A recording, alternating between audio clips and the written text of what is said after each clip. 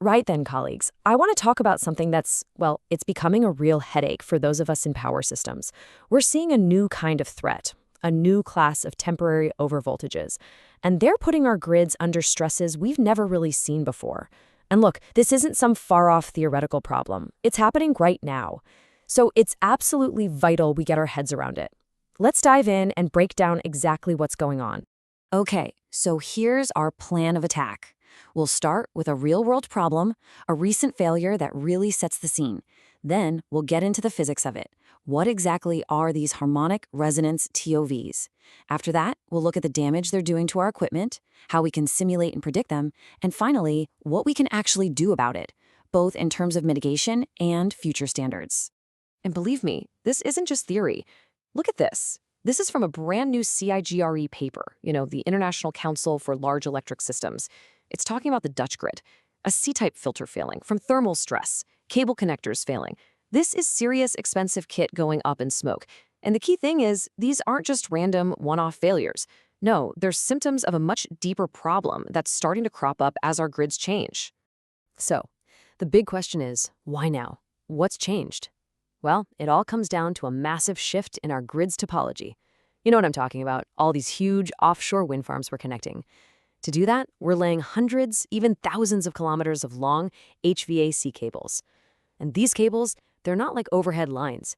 They pump an enormous amount of capacitance into the system, and that changes the electrical characteristics of the grid completely. Right, so that capacitance, that's piece number one of the puzzle. Now let's really get onto the bonnet and look at the physics here. Because the failures we're seeing, they are a direct result of something we call temporary overvoltages, or TOVs for short. And these are being driven by a particularly nasty phenomenon called harmonic resonance. So, what on earth is a temporary overvoltage? Well, the textbook definition is a power frequency overvoltage that hangs around for a relatively long time. We're not talking about a lightning strike that's gone in a flash. We're talking seconds, sometimes even minutes. And the really critical bit of that definition is the phrase weakly damped or undamped. That means the grid itself is feeding the problem. It isn't dying away on its own. In this table, this really drives the point home. Look, as engineers, we're brilliant at dealing with things like lightning-fast front overvoltages, gone in microseconds. We know how to handle switching surges, slow front, over in milliseconds. But TOVs, they're a completely different animal. Their duration is orders of magnitude longer. This isn't a quick zap. It's a sustained assault, cooking and stressing our equipment in ways it was never, ever designed for. So here's the sequence of events, the perfect storm, if you will. Step 1. You install a long HVAC cable, adding all that capacitance. Step 2. That capacitance drags the grid's natural resonant frequency way down. Step 3. Something totally normal happens, like a breaker closing to energize a transformer. That everyday event excites this new, low resonant frequency, and boom. Step 5. You've generated a sustained, nasty, harmonically distorted TOV that starts doing damage. Okay, so we've got the diagnosis, we know what's causing it. Now for the consequences. What does this kind of non-standard stress actually do to all that critical, very expensive equipment that keeps the lights on? And the list of kit at risk is, well, it's pretty much everything we care about. Power transformers, shunt reactors, the harmonic filters we install to fix other problems, cable connectors, even the surge arresters that are supposed to be protecting everything else. And the attack comes on two fronts. You've got intense dielectric stress, which can punch holes in insulation, and you've got this incredible thermal stress from all the harmonic junk, which basically just cooks components from the inside. Now, this is arguably the most important point of all. There's a massive gap in our standards. The rules we all work to, the IEC standards, they tell us how to test for standard, clean, power frequency TOVs.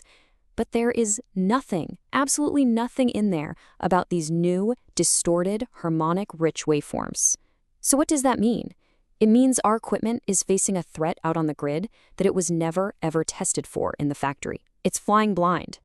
So that's a pretty sobering thought, isn't it?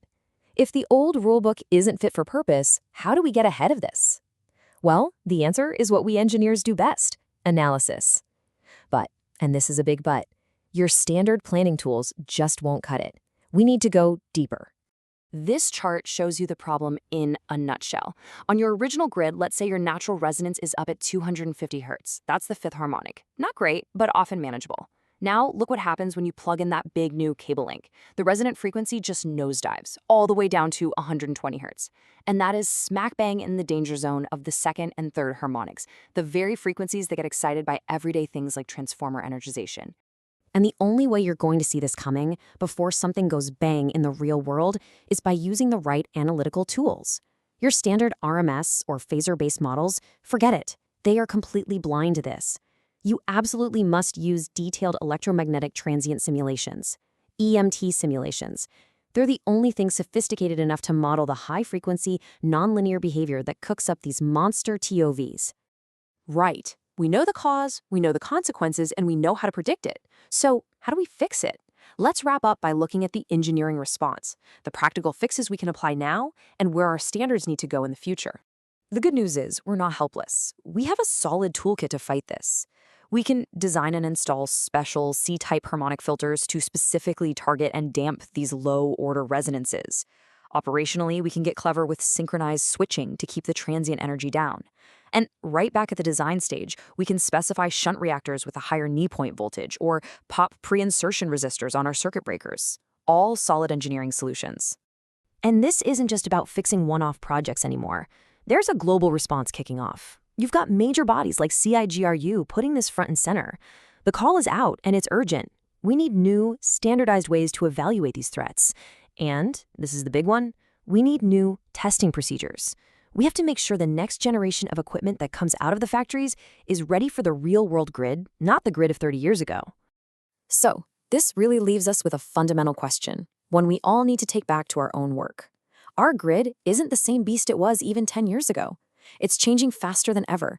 We've got more cables, more converter-based generation, more complexity every single day. So we have to ask the hard question. Are our current standards, our design philosophies, the very rule books we've trusted for decades, are they still fit for purpose? That's something I think we all need to have a serious think about.